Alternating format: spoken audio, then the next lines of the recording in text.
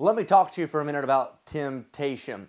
I remember hearing a quote that said, temptation is looking through the keyhole.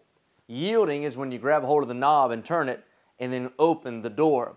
Every single day, you and I live in a world that we have to be very careful, because on every side there are things that can draw us away if we allow them to. If we operate and live as a slave to our senses, and everything is based on the stimuli of our flesh, we are going to have a hard time in this area of temptation. Every Christian is tempted. I was reading in the book of James, and the Bible said, "Blessed is the man that endureth temptation." Every one of us is going to have it. For when he is tried, he shall receive the crown of life, which the Lord hath promised to them that love him.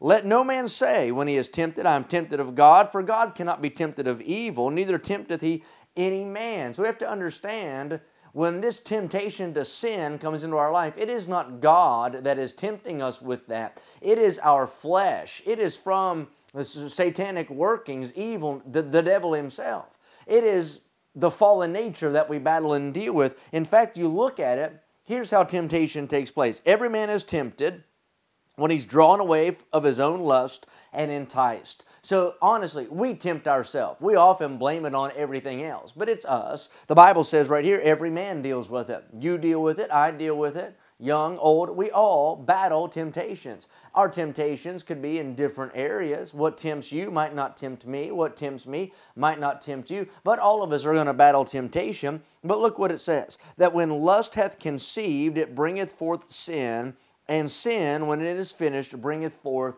death. You and I would not be so foolish as to pick up a poisonous snake and just stroke it.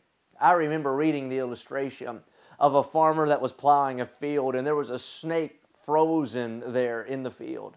That snake was frozen solid, and the farmer looked at it. He could tell that was a poisonous snake, but he felt bad for the snake because of the state that it was in, and he picked it up.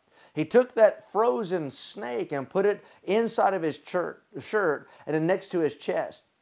As that man went to work, his body heat was rising, and as the body heat rose, that man was sort of warming up that snake, and that snake eventually thawed out. And when it did, the snake bit the man in the chest, poisoned him.